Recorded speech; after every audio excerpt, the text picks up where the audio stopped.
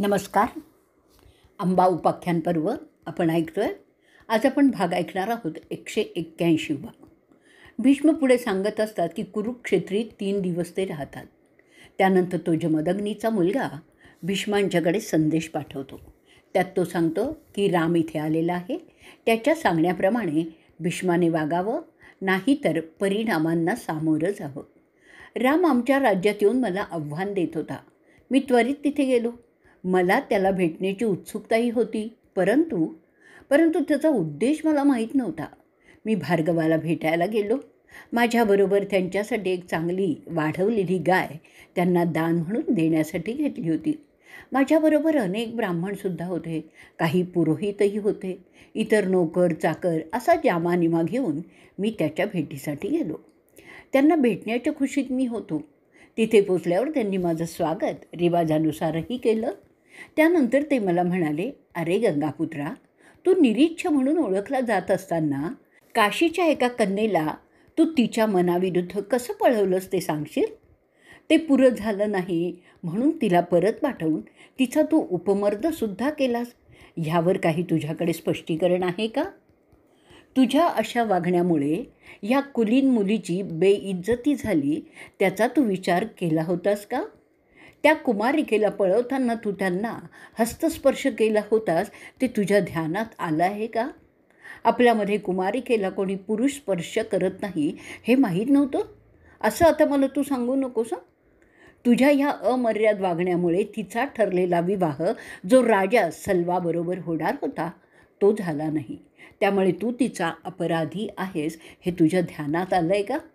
त्याच्याबद्दल तू अंबाला तुझी पत्नी म्हणून स्वीकार आणि त्या प्रकारे प्रायश्चित्त करावं असं मी तुला सुचवतो आहे. त्या मुलीचं जे स्त्रैण अधिकार म्हणजे हिंदू विचाराप्रमाणे स्त्रीचे जे अधिकार आहेत त्यात हा अधिकार महत्त्वाचा मानला जातो आणि त्याप्रमाणे तिला लैंगिक सुख तिच्या मर्जीने घेण्याची मुभा होती. तर स्त्रैण अधिकार आहेत ते तिला तू प्रदान करशील. तुला तिचा अशा रीतीने अपमान करण्याचा अधिकार स्वयंवराच्या नियमाने सुद्धा दिलेला नव्हता हे तू लक्षात घे. त्या अंबाच्या आपत्तीमुळे बेचैन झालेले भार्गव पाहून मी त्यांना म्हणालो, अहो भार्गव, मी कुठल्याही सबबीखातर माझं ब्रह्मचर्य सोडू शकत नाही. तिला माझ्या भावाला द्या.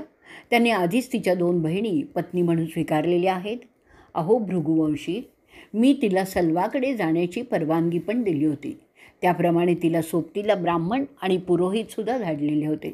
मी शपथ घेतलेली आहे की मी क्षत्रिय वर्णाचं पालन करणार आहे आणि आजन्म ब्रह्मचर्य पालन करणार आहे. कोणत्याही कारणाने ते मी सोडणार नाही. माझं ते स्पष्ट बोलणं ऐकल्यावर रामाचा राग अनावर झाला. त्याचे डोळे लाल झाले. तो इकडे तिकडे अस्वस्थ झाल्यासारखा पाहायला लागला. ते रागाच्या भरात माझ्याशी बोलले, हे बघ, जर तू माझ्या आज्ञेचं पालन केलं नाहीस तर मला तुझा वध करावा लागेल आणि तुझ्याबरोबर तुझ्या सगळ्या सल्लागारांनासुद्धा मी यमाकडे पाठवीन. राम मला पुन्हा पुन्हा ताकीद देत होते आणि मी माझ्या व्रतासाठी त्यांना विनंती करत होतो. मी वाकून त्यांना प्रणिपात करून तेच सांगत होतो की मी अंबाला पत्नी म्हणून स्वीकारू शकत नाही. नंतर मी त्यांना विचारलं, त्यांना माझ्याशी द्वंद्व करण्याचं काय कारण आहे? मी त्यांना आठवण करून दिली की जेव्हा मी लहान होतो तेव्हा त्यांनीच मला त्या 4 प्रकारच्या शस्त्रांची म्हणजे धनुर्वेदात मुक्ता, अमुक्ता, मुक्तामुक्त आणि यंत्रमुक्ता असे 4 प्रकार दिलेले आहेत. मुक्ता चक्राकार असते, अमुक्ता तलवारीसारखं असतं, मुक्तामुक्त कधी फेकून तर कधी तसंच वापरलं जातं आणि यंत्रमुक्ता शत्रुघ्नासारख्या यंत्राच्या मदतीने फेकलं जातं. सगळी मुक्ता शस्त्र आयुध ह्या प्रकारात येतात. अमुक्ता मात्र शस्त्रात गणली जात नाहीत. शस्त्रांबरोबर मंत्रप्रयोग असेल तर त्याला अस्त्र म्हणतात. 4 प्रकारच्या शस्त्रांची ओळख करून दिलेली होती म्हणून मी आपला प्रिय शिष्य आहे. राम आता जास्तच रागावलेले दिसतात. ते म्हणतात की त्यांना मी अजून ओळखलेलंच नाही आहे. ते म्हणतात, अरे भीष्मा, तू मला तुझं शिक्षक मानत असूनही माझ्या आज्ञेचं पालन करत नाही आहेस. त्या काशी नरेशाच्या मुलीशी जोवर तू विवाह करत नाहीस तोवर माझं समाधान होणार नाही. तिच्याशी लग्न करून तू तुझ्या स्वतःच्या वंशाचा विस्तार करायला पाहिजे असं मला वाटतं. तू तिला तिच्या विरुद्ध पळवलेलं आहेस. त्यामुळे तिला आता कोणीही स्वीकारणार नाही. तुझं हे वागणं कुलीन क्षत्रियाला न शोभणारच आहे हे तुझ्या कधी लक्षात येणार आहे की नाही? मी त्यांना ठामपणे सांगितलं की ते शक्य नाही. तुम्हाला मला ते करण्यास भाग पाडता येणार नाही. तुमचे सगळे प्रयत्न त्या बाबतीत व्यर्थ जातील. आपल्या जुन्या संबंधाला आठवून मी सांगतो की हा आग्रह करू नका. मी तुम्हाला प्रसन्न करण्याचा प्रयत्न करतो. याचा अर्थ असा काढू नका की मी तुमच्या सगळ्या इच्छा पूर्ण करीन. त्या मुलीबद्दल सांगायचं म्हणजे मी तिला आधीच नाकारलेलं आहे. ज्या बाईने तिचं मन दुसऱ्याला दिलेलं आहे ती कधीच इतर कोणाला तिचा जीवनसाथी म्हणून स्वीकारू शकत नाही. अशा बाईला मी काय कोणीही स्वीकारू नये असं माझं पण मत आहे. अशी बाई एखाद्या नागिणीसारखी असेल त्या पुरुषासाठी. मी कोणाला तरी शब्द दिला आहे की मी ब्रह्मचर्य पाळीन आणि तो शब्द मी मोडू शकत नाही. हे जरा समजून घ्या भार्गवा, असं मी त्यांना बोललो. इंद्रसुद्धा मला माझ्या शब्दापासून दूर करणार नाही, दूर करूही शकणार नाही. पुराणात एक श्लोक आहे, त्यात म्हटलेलं आहे की मरुतानेच जो गुरु शिष्याला त्याचं वचन मोडायला लावतो तो भ्रष्ट अहंकाराने पिडलेला असतो. त्याचं योग्य अयोग्याचं ज्ञान भ्रष्ट झालेलं असतं. पुढे मी भार्गवाला बोललो की मी तुमचा मान ठेवत आहे, याचा अर्थ तुम्ही मला वाटेल ते करायला सांगू शकता असा कृपया करून घेऊ नका. मी अजूनही तुमचा मान ठेवतोय. त्यानंतर भीष्म म्हणतो, मी तुम्हाला गुरुच्या कर्तव्याची जाण नाही म्हणून आत्ता तुमच्याशी द्वंद्व करणार आहे. त्यात मी तुम्हाला ठार मारणार नाही, कारण तुम्ही ब्राह्मण आहात. विशेष म्हणजे आपण संन्याशीसुद्धा आहात, म्हणून मी आपल्याला माफ करणार आहे. शास्त्रात सांगितलं आहे की जर कोणी ब्राह्मण अस्त्र घेऊन लढायला आला तर त्याला ठार मारण्याची परवानगी आहे. मी क्षत्रिय वर्गाचा असून त्या कर्तव्यात बांधलेला आहे. जशास तसं वागण्याचे आदेश त्यात दिलेले आहेत हे आपणही जाणता. अयोग्य कारणासाठी जर कोणी लढत असेल तर त्याला मारण्याने पुण्य प्राप्त होतं. म्हणून अहो राम, आपण अयोग्य कारणासाठी माझ्यावर जबरदस्ती करणार असाल तर मी आपल्याशी लढणार आहे. ते पुण्याचं कार्य होईल माझ्या मते. माझी ताकद पहा, माझे हात पहा, ते अतिमानवी आहेत हे लक्षात घेऊन मला आव्हान द्या. आपल्याला माझ्याशी द्वंद्व करायचा असेल तर मी तयार आहे. ह्या कुरुक्षेत्री आपल्याला लढण्याची एवढी हौस आहे तर तीसुद्धा हौस पुरी होऊ द्या. माझ्या आयुधांच्या मदतीने मी आपल्याला त्या जगात पाठवीन ज्या जगात आपण तपस्या करून सुद्धा जाऊ शकणार नाही. त्या कुरुक्षेत्री आपण लढू जिथे तुम्ही तुमच्या पूर्वजांना क्षत्रियांच्या रक्ताने अर्घ्य दिलेलं होतं. चला राम, आपण लढायला निघूयात. तुमचा गर्व मी या लढाईत हरण करणार आहे, ज्याबद्दल ब्राह्मण लोक मोठ्या कौतुकाने इतकी वर्ष बोलत आहेत.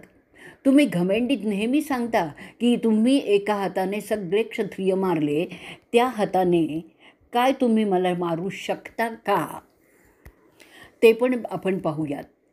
त्यात क्षत्रिय कोणी भीष्म नव्हता म्हणून ते आपल्याला शक्य झालं. त्या लढाईनंतर खरे क्षत्रिय जन्मू लागलेले आहेत. आपण खऱ्या क्षत्रियांना कधी भेटलाच नाही आहेत. तुमचा गर्व नष्ट करण्यासाठी माझ्यासारखा क्षत्रिय जन्माला आलेला आहे. ह्या युद्धात मी तुम्हाला चित करूनच दाखवीन. त्यानंतर तुम्ही पुन्हा कधीही क्षत्रियांबद्दल गौण बोलणार नाही. ते माझं बोलणं ऐकून राम हसू लागले. ते मला म्हणाले, तुला माझ्या शुभेच्छा आहेत. आपण लढूच. चल आत्ताच आपण कुरुक्षेत्री जाऊन युद्ध करू. राम म्हणतो, तिथे तुझी माता जान्हवीसुद्धा असेल भीष्मा. तुझा पराक्रम पाहण्यासाठीच येईल. परंतु तिथे माझ्या बाणाने भंगलेलं तुझं शरीर गिधाडं खाताना ती पाहिल. सगळे देव सिद्ध शरणसुद्धा ते पाहण्यासाठी येतील गंगेबरोबर. तुझी माता नदीच्या रूपातच तुझा अहंकार कसा चुरडला जातो ते पाहणार आहे. अरे कुरुकुळीन, तू तुझ्याबरोबर तुझा रथ आणि सगळी सामग्री घेऊन निघ. ते भार्गवाचं ऐकल्यावर मी मान वाकवून त्यांना वंदन करून तथास्तु असं म्हणालो. ते बोलल्यानंतर राम कुरुक्षेत्री माझ्याबरोबर लढण्याच्या इराद्याने निघाला. त्यानंतर मी घरी गेलो. सत्यवतीला सगळं जे झालं ते सांगितलं. त्यानंतर युद्धाला जाण्याच्या आधीच्या विधी मी सगळ्या उरकल्या. ब्राह्मणांना माझ्यासाठी प्रार्थना करण्यास सांगितलं. मी माझ्या खास रथात स्वार झालो, जो चांदीच्या वरखाने सजवलेला होता. त्याचे घोडे शुभ्र होते. त्याची रचना भक्कम होती. त्यात अनेक शस्त्र आणि आयुधं तयार करून ठेवलेली होती. माझा सारथी हुशार होता. त्याचा युद्धातील अनुभवही मोठा होता. जिरोटोप आणि चिलखत घालून तयार झालो होतो. माझे सगळे कपडे पांढऱ्या रंगाचे होते. ब्राह्मण माझ्यासाठी प्रार्थना करत माझ्या रथाबरोबर चालत होते. अशा रीतीने मी कुरुक्षेत्री प्रयाण केलं. त्यावेळी मोठ्या वेगाने मी रणक्षेत्री पोचलो. दोघे पोचलो तिथे लढण्याच्या इराद्यानेच. आम्ही दोघेही हिंमत दाखवण्याच्या तयारीतच होतो. मी रामाला आणि त्याच्याबरोबर अंबाला पाहिलं. अंबा दूर एका ठिकाणी ध्यानस्थ बसलेली होती. ते तिचं रूप पाहून मला पहिल्या प्रथमच एका स्त्रीची भीती वाटली. माझं मन क्षणभर विचलित झालं. आयुष्यात मी कधीही घाबरलो नव्हतो. मला त्याचं आश्चर्य वाटलं. साक्षात माझा मृत्यू तिथे बसलेला आहे असं तिला पाहून मला वाटलं. तिथे मी दुर्लक्ष करून माझे शंखू फुंकण्यास सुरुवात केली. ते ऐकून स्वर्गातून इंद्र आणि इतर देव खाली आले ते युद्ध पाहण्यासाठी. त्या ठिकाणी स्वर्गीय वाद्य ऐकू यायला लागली. अनेक ऋषीसुद्धा तिथे पाहण्यासाठी ते आलेले आहेत. त्याचवेळी माझी माता, जी सगळ्यांचंच भलं करत असते, ती मूर्त स्वरूपात तिथे अवतरली. तिने विचारलं, अरे भीष्मा, तू हे काय आरंभलं आहेस? त्यानंतर ती रामाला बोलते, अरे तू भीष्माशी लढू नकोस, तो तुझा शिष्य आहे. नंतर ती मला रागावून म्हणते, राम शिवाच्या योग्यतेचे आहेत, जे क्षत्रियांचे जनक आहेत. त्यांना आव्हान देणं योग्य नाही. तुला हे सगळं माहीत असूनही तू असं कसं त्यांना आव्हान देत आहेस? ते ऐकल्यावर मी तिला हात जोडून वंदन केलं. त्यानंतर मी तिला जे काही घडलं ते सगळं सांगितलं. त्यात काशीच्या मुलीची व्यथासुद्धा सांगितली. रामाला युद्ध टाळण्यासाठी मी बरोबरीने विनंतीही केली असंही सांगितलं. माझं ऐकल्यावर गंगा वाहत वाहत रामाकडे गेली आणि त्याला म्हणाली, तू भीष्माशी लढू नकोस, तो तुझा आवडता शिष्य आहे. रामाने तिला सांगितलं की तो नाही तर मी म्हणजे भीष्म त्याला आव्हान देत आहे. वैशंपायन पुढे सांगतात, रामाचं ते ऐकल्यानंतर गंगा पुन्हा भीष्मांकडे पुत्र प्रेमापोटी जाते आणि पुन्हा विनंती करते की लढू नका. परंतु गंगापुत्र फार रागावलेला होता. तिच्या विनंतीकडे म्हणूनच तो दुर्लक्ष करतो आणि त्याच सुमारास भार्गव भीष्माच्या बाजूला दिसू लागले आणि त्यांना अंतिम आव्हान दिलं आणि युद्ध सुरू झालं. अंबा उपाख्यान पर्व भाग 181 आपण इथेच संपवणार आहोत. भाग 182. भीष्म सांगतात की रामाला जमिनीवर उभा राहून मी त्याला छद्मीपणाने हसलो आणि म्हणालो की मी रथातून लढतो, आपणसुद्धा रथातून या लढण्यासाठी. तसंच आपणसुद्धा चिलखत घालावं. माझ्याबरोबर लढायचं तर तसं करावं लागेल. मी तसं त्यांना सांगितलं. ते ऐकल्यानंतर भार्गव हसले. ते म्हणाले, ही पृथ्वी माझा रथ आहे, वेदज्ञान माझे घोडे आहेत, वारं माझं सारथी आहे, वेदातील माता म्हणजे गायत्री, सावित्री आणि सरस्वती माझी चिलखतं आहेत. त्यांच्या मदतीने मी अरे कुरुपुत्रा तुझ्याशी लढणार आहे. त्यानंतर दुर्योधना, त्यांनी माझ्याभोवती त्यांच्या बाणांचा एक घट्ट असा पट्टा रचला ज्यात मी अडकलेलो होतो. त्यातून मी पाहिलं की राम एका सज्ज रथात बसलेले होते. त्यांच्या रथात सगळ्या प्रकारची आयुधं आणि शस्त्र तयार होती. त्या रथाचा रुबाब विलक्षण होता. असा रथ मी कधीही पाहिलेलाच नव्हता. तो त्यांच्या इच्छेतून उत्पन्न झालेला होता हे मी समजलो. त्याला दैवी अश्व जोडलेले होते. त्यांची संरक्षक व्यवस्था अप्रतिम होती. ते पाहून मला नवलच वाटलं. त्या रथाला विविध प्रकारचे दागिने जडवलेले होते. त्याच्याकडे धनुष्य आणि बाणाने भरलेले भाते होते. त्यांच्या दोन्ही हातात हातमोजे चांबड्याचे होते. ते सगळं कधी त्यांच्याकडे आलं होतं ते मला समजलंच नाही. सगळं काही इच्छेतून आलेलं होतं. कृतयुगात असं होत होतं ते मी ऐकलं आहे, पण आज द्वापार युगात ते मी प्रथमच पाहत होतो. मला दिसलं की भार्गवांचे सगळेच जवळचे स्नेही अकृतव्रण त्यांचे सारथी होते, जे वेदांचे ज्ञानी होते. ते मला सारखे आव्हान देत होते, बोलत होते, चल ये मग लढ, माझ्याबरोबर लढ. हे सगळं दृश्य पाहून मला विलक्षण असा आनंद होत होता. मी कोण्या दुसऱ्या युगात गेलेलो आहे असं मला वाटत होतं. माझा प्रतिस्पर्धी माझ्यापेक्षा कितीतरी पट मोठा असल्याचं मला जाणवायला लागलं. मी अजूनही माझ्या धनुष्याला बाणसुद्धा लावलेला नव्हता. तो अजिंक्य यमाचा दूत जणू सूर्यासारखा चमकायला लागला. त्यांनी आकाशातून बाणांचा वर्षाव माझ्यावर सुरू केला होता. त्यातूनच मला लांब बसलेली अंबा अंधुकपणे दिसत होती. तिचं ते भयंकर स्वरूप मला बेचैन करत होतं. त्या मारामुळे माझे घोडे बसले. मी समजलो की त्या ऋषीला आव्हान देण्याचा मूर्खपणा मी केलेला आहे. मी रथातून उतरलो, त्यांच्याकडे जाऊ लागलो, त्यांच्या रथापुढे उभा राहिलो. त्या महान ब्राह्मणाला मी वंदन केलं आणि त्यांना म्हणालो, आपण माझ्यापेक्षा श्रेष्ठ आहात. त्यांना नमस्कार केला हात जोडून आणि पुढे असंही म्हणालो की अहो गुरु, मी तुमच्याशी आत्ता लढण्यास सुरुवात करणार आहे. त्यासाठी मला आपल्या शुभेच्छा द्या. मला जय मिळेल असंच म्हणा. भार्गव मला सांगतात की ज्याला यश पाहिजे तो सतत लढत राहिला. भीक मागून ते मिळत नाही. जे त्यांच्यापेक्षा वरचढ योद्ध्याला आव्हान देतात त्यांना आणखीनच जास्त कष्ट करावे लागतात. जर तू आलास तसा नम्रपणे जर आला नसतास तर मी तुला शापच देणार होतो. जा आणि लढून दाखव तुझी हिंमत आणि धाडस. परंतु मी तुझ्या जयाची अपेक्षा करणार नाही, कारण आपण दोघे प्रतिस्पर्धी आहोत. मी तुला हरवण्यासाठी तुझ्यापुढे उभा आहे. चल निघ, युद्धाला सुरुवात कर. तयार हो युद्धाला आधी.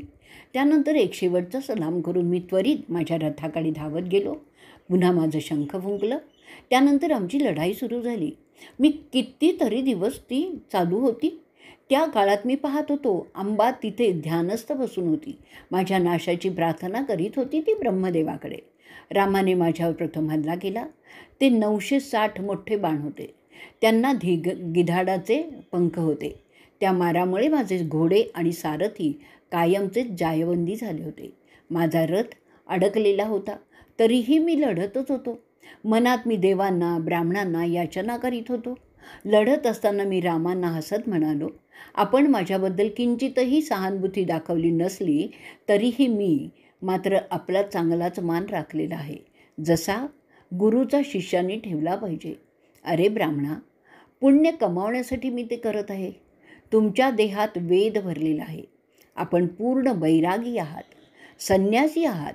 अशांवर मी जीव घेणे हल्ले करू शकत नाही, कारण ते कुलीन क्षत्रियाला शोभत नाहीत.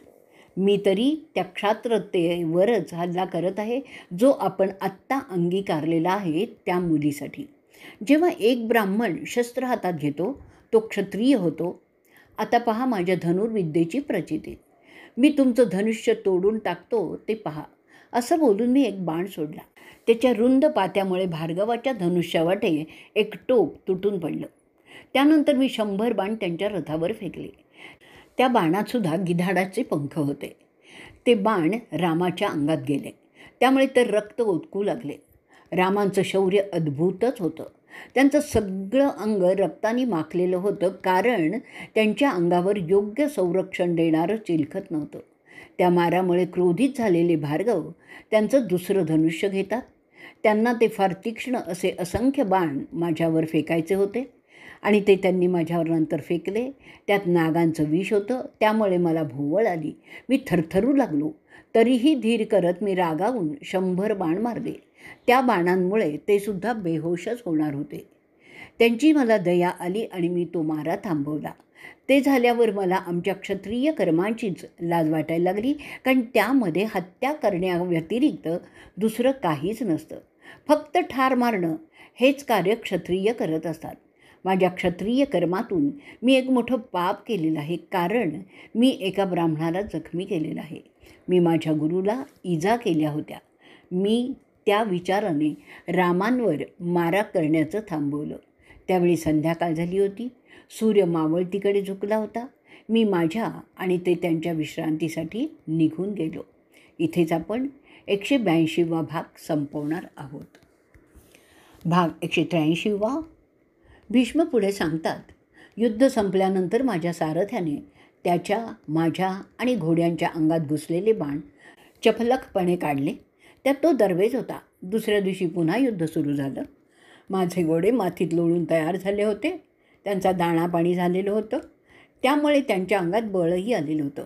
माझं चिलखत आणि जिरोटोप घालूनच भार्गव पाहतात. ते त्यांचा रथ त्यांच्या सिद्धीने तंदुरुस्त करतात आणि युद्धासाठी सज्ज होतात. त्यांना येताना पाहून मी रथातून उतरलो. त्यांच्याकडे जाऊन त्यांच्या पाया पडलो. त्यानंतर पुन्हा रथात चढलो.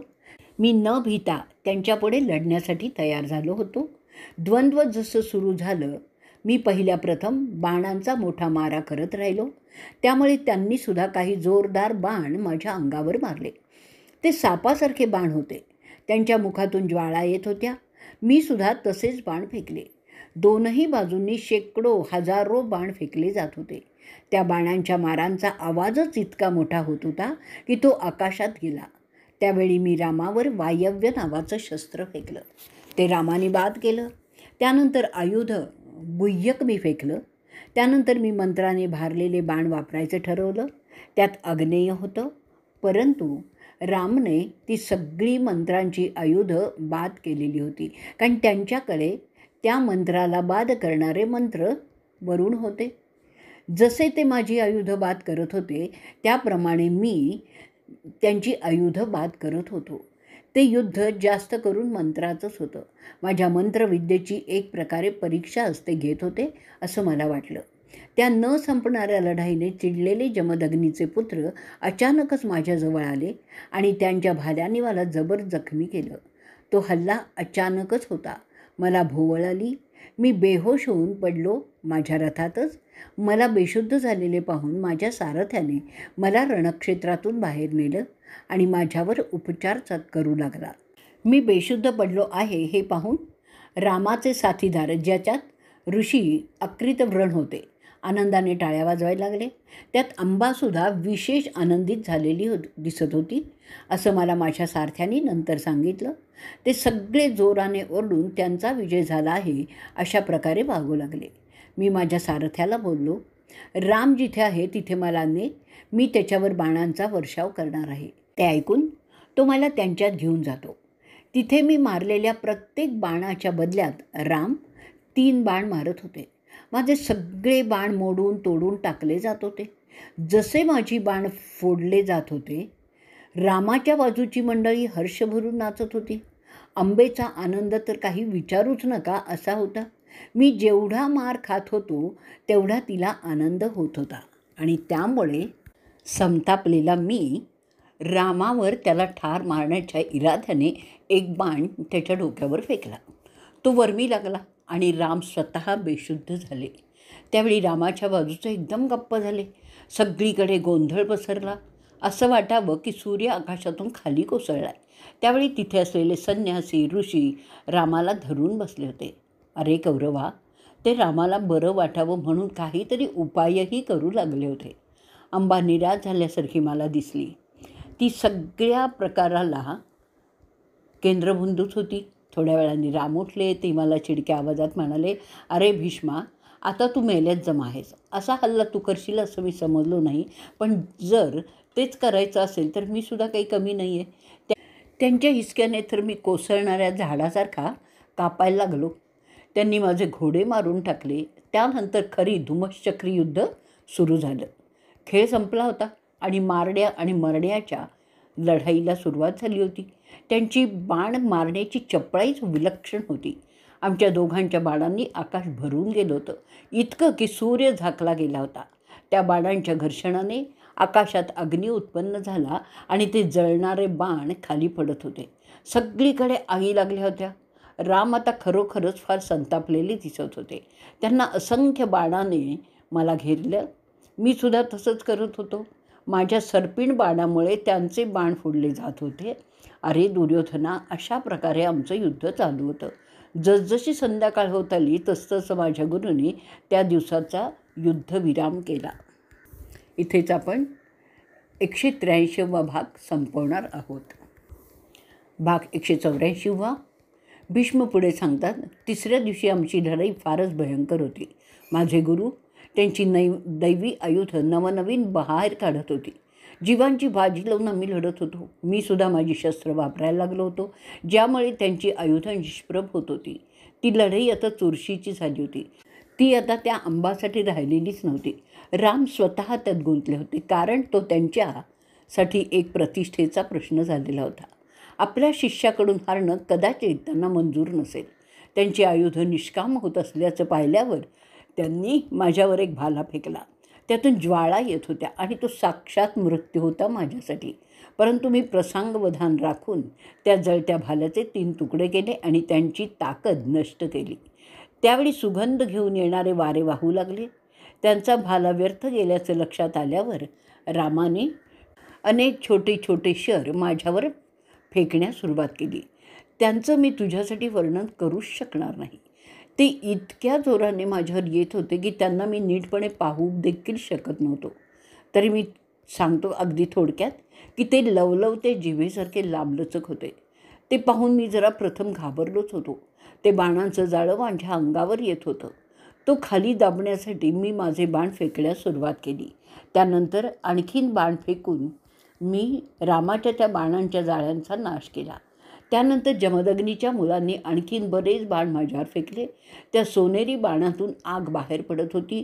त्यापासून माझं संरक्षण मी माझ्या ढालींनी करत होतो. त्यामुळे ते बाण त्यावर आपटून खाली पडत होते. त्यानंतर मी बाणाचे ढग तयार केले. त्यात रामाचे घोडे आणि सारथी यांना बंद केलं. ते पाहून त्यांनी पुन्हा दैवी आयुधांचा वापर करण्यास सुरुवात केली. त्या कार्तवीर्यार्जुनाचा वध करणारा माझ्या गुरुने माझ्यावर त्यांची खास शस्त्र वापरण्यास सुरुवात केली. त्याने टोळासारख्या दिसणाऱ्या छोट्या छोट्या बाणांचा उपयोग करण्यास सुरुवात केली. त्यामुळे माझे घोडे, माझे सारथी आणि रथ सगळं भरून गेलं. ते लहान बाण रथाच्या चाकात, त्यांच्या आसात घुसल्यामुळे रथ हालेनासाच झाला. ते पाहून मी मोठे बाण त्यांच्यावर थेट मारण्यास सुरुवात केली. त्यामुळे माझा गुरु रक्ताने घायाळ झाला. त्याचप्रमाणे मी त्याच्या बाणाने बेजार झालो होतो. त्यानंतर संध्याकाळ झाली. सूर्य पश्चिमेकडे खाली सरकू लागला. तेव्हा रिवाजाप्रमाणे आम्ही त्या दिवसाचं युद्ध थांबवलं. तसंच आपणही 184वा भाग इथे आपण संपवणार आहोत. भाग 185वा. भीष्म पुढे सांगतायत, चौथ्या दिवशी आमचं द्वंद्व पुन्हा सुरू झालं. त्यांच्या चपळ रथावर स्वार झालेले माझे गुरु राम पुन्हा बाणांचा वर्षाव सुरू करतात. माझा सारथी त्यामुळे बावचळून जातो. त्याचा तोल जातो. त्यामुळे मला काळजी वाटायला लागते. तो पूर्णपणे बेशुद्ध झालेला होता. त्यामुळे त्याचा मृत्यू होतो. मला भीती वाटू लागली की मी त्याच्या मृत्यूमुळे खच्चीच आलो होतो. तेव्हा रामाने माझ्यावर पुन्हा हल्ला केला. त्याचे बाण म्हणजे साक्षात मृत्यूच होते. त्यांच्या बाणाने मला खोल जखमा झालेल्या होत्या.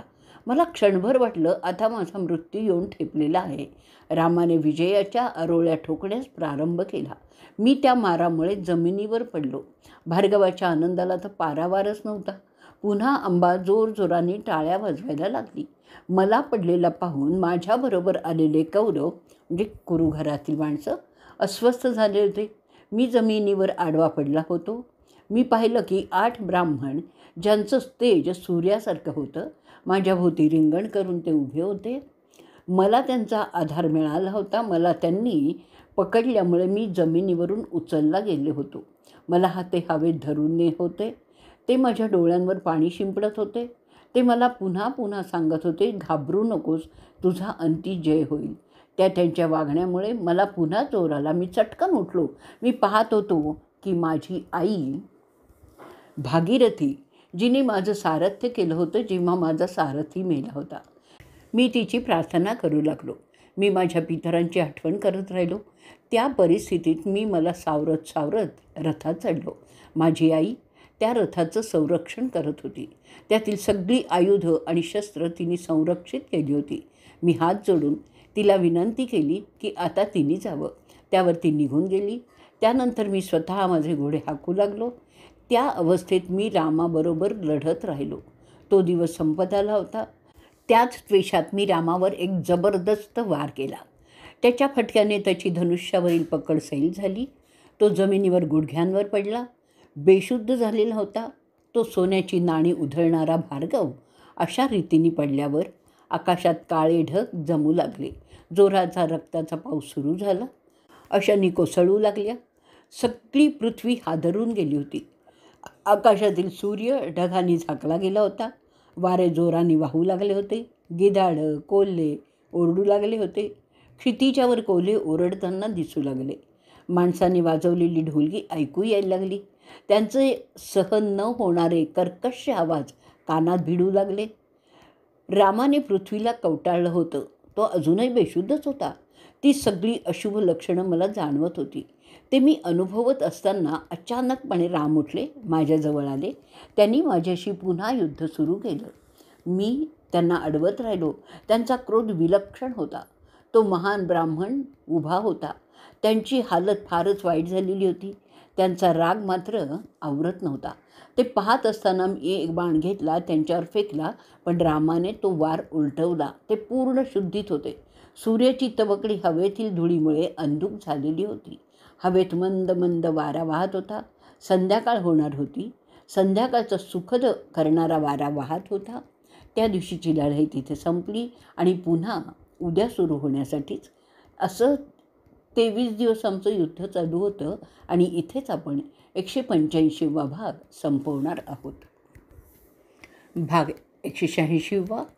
भीष्म पुढे सांगत होते की झोपण्याआधी मी सगळ्या ब्राह्मणांना, ऋषींना, देवतांना आणि रात्री संचार करणाऱ्या शक्तींना वंदन करून माझ्या शय्येवर आडवा झालो. त्या एकांतात मी विचार करत होतो. बरेच दिवस हा संग्राम चालू आहे, माझ्यात आणि रामात. मी त्यांना हरवू शकत नाही. जर मी समर्थ असीन तर देव मला ह्या रात्री मार्गदर्शन करतील. माझं शरीर बाणांच्या जखमांनी भरलेलं होतं. त्या रात्री ज्या दिव्य ब्राह्मणांनी मला आधी उचलून धरलं होतं ते सगळे ब्राह्मण मला दिसायला लागले. अरे दुर्योधना, ते एक स्वप्न होतं. ते त्या स्वप्नात येऊन मला म्हणाले, अरे कुरु घराण्याच्या वारसा, अरे गंगापुत्रा, तू घाबरू नकोस. आम्ही तुझं संरक्षण करत आहोत. तो जमदग्नीचाच मुलगा तुला कधीही पराजित करू शकणार नाही. तू भरतवंशाच्या त्याला अखेरीस हरवणार आहेस. तुझ्याकडे एक आयुध आहे, त्याचं नाव आहे प्रस्वप. ते ब्रह्माचं आहे. ते फक्त दैवी ऊर्जेनेच कार्यरत होतं.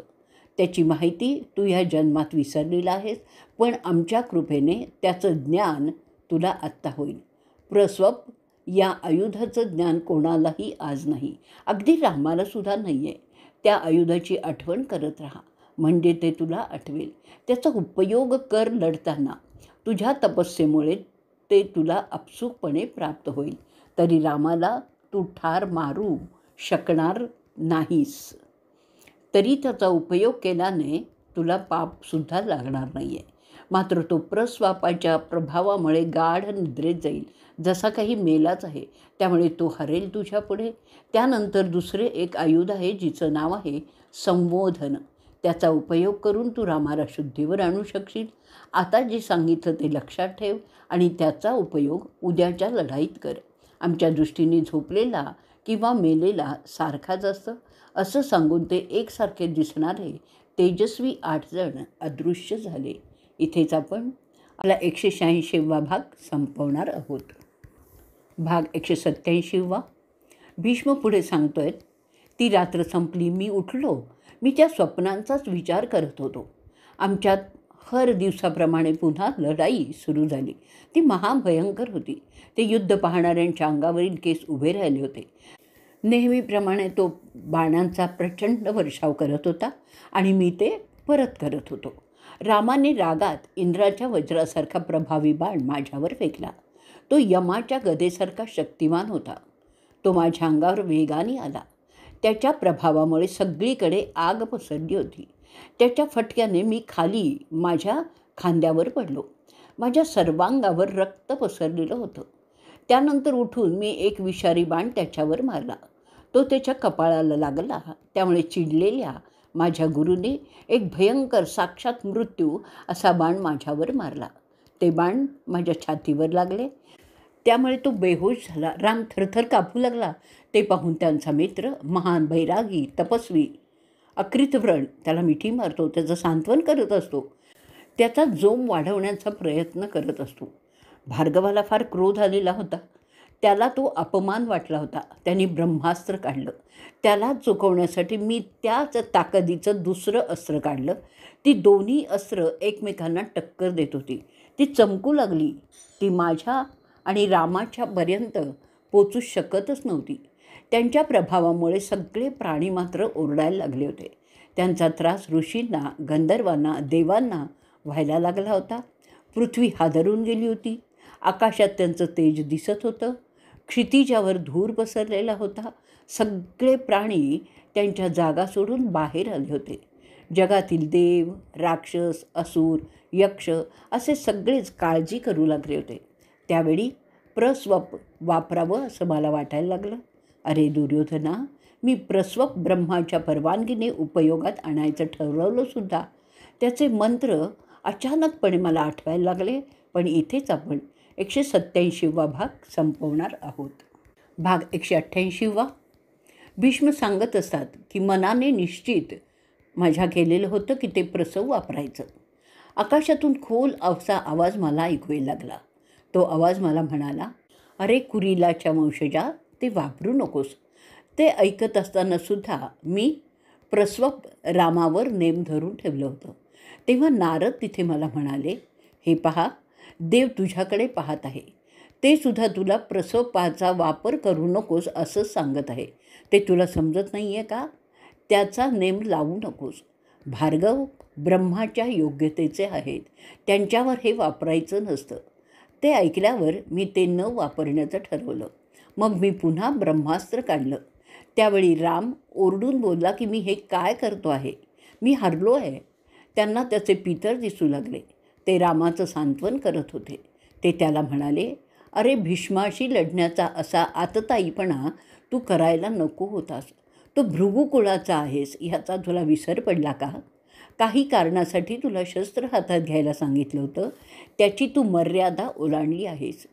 ही तुझी भीष्माची शेवटचीच लढाई असेल. यापुढे तू ते शस्त्र हातात घेणार नाहीस आणि यापुढे तू तपस्या करतच असशील, कारण तेच तुझं शस्त्र असेल. सगळे देवसुद्धा भीष्माला शांत करण्याचा प्रयत्न करत असतात. ते त्याला सांगतात की राम त्याचा गुरु आहे. गुरुशी कोणीही लढत नाही. ते शिष्टाचाराच्या आणि नैतिकतेच्या विरुद्ध आहे. अरे गंगापुत्रा, जा आणि तुझ्या गुरुला वंदन कर. त्यांची क्षमा माग, कारण तू तुझी मर्यादा ओलांडलेली आहेस. आई, पिता आणि गुरु यांच्याशी लढणं नैतिकतेच्या मर्यादेत येत नाही. त्यांना फक्त मान द्यायचा असतो, कारण त्यात कोणी कमी किंवा ज्येष्ठ ठरत नाही. ते भार्गवाला सांगतात, अरे भीष्म, शंतनूचा मुलगा एक वसू आहे, त्याला तू कसा हरवणार? अशा रीतीने आम्हा दोघांना आमच्या जागा सांगितल्या गेल्या आणि ते द्वंद्व थांबवण्याचे इशारे पण दिले गेले. त्याचप्रमाणे कुंतीची मुलं देव आहेत. त्यातील अर्जुन साक्षात इंद्र आहे. त्यांना कोणी मारू शकत नाही. पण तो भीष्माला मारू शकतो, दुसरा कोणीही नाही असेही संकेत आहेत. भीष्म पुढे सांगतो, अशा प्रकारे रामाच्या पितरांनी सांगितल्यानंतर राम त्यांना बोलतो की मी हे युद्ध सोडू शकत नाही, कारण तसं माझं ब्रीद आहे.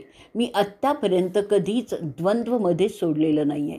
तुमची इच्छा असेल तर भीष्माला माघार घ्यायला सांगा. ते ऐकल्यावर त्याचे पितर, ज्याच्यात प्रमुख होते ऋषिक, ते माझ्याकडे आले. त्यांच्याबरोबर नारदसुद्धा आले. मला म्हणाले, युद्ध आत्ताच्या आत्ता थांबव. हा ब्राह्मणांचा हुकूम आहे. क्षत्रियांनी तो मानायचाच असतो. मी त्यांना म्हणालो, मी सुद्धा शपथबद्ध आहे.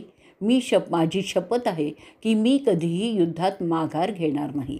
मी माझी शपथ कोणत्याही कारणासाठी मोडू शकत नाही. तो माझा हट्ट पाहून सगळेच देव आणि माझी आई त्या रणभूमीवर अवतरले. मी मात्र माझी आयुध धरून तसाच उभा राहिला होतो. ते रामाला विनंती करतात की खरा ब्राह्मण दयाळू असतो, म्हणून तू त्याला क्षमा कर आणि युद्ध सोड. मोठ्यांनी नेहमीच लहानांना क्षमा करायची असते. ते बोलत असताना अशा रीतीने रणभूमीवर उभे होते की आम्ही दोघेही लढू शकत नव्हतो. रामाच्या पितरांनी त्याला त्याची आयुधं आवरायचा हुकूम केला. तुम्ही दोघंही एकमेकांना मारू शकणार नाहीत, कारण ते विधीत लिहिलेलंच नाही आहे. मला ते 8 वसू म्हणजे ब्राह्मण आकाशात दिसत होते. त्यांचं ते सूर्यासारखं होतं.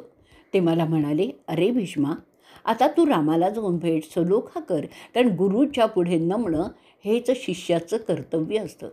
स्वतःच्या शब्दापेक्षा जगाचं हित जास्त महत्त्वाचं असतं.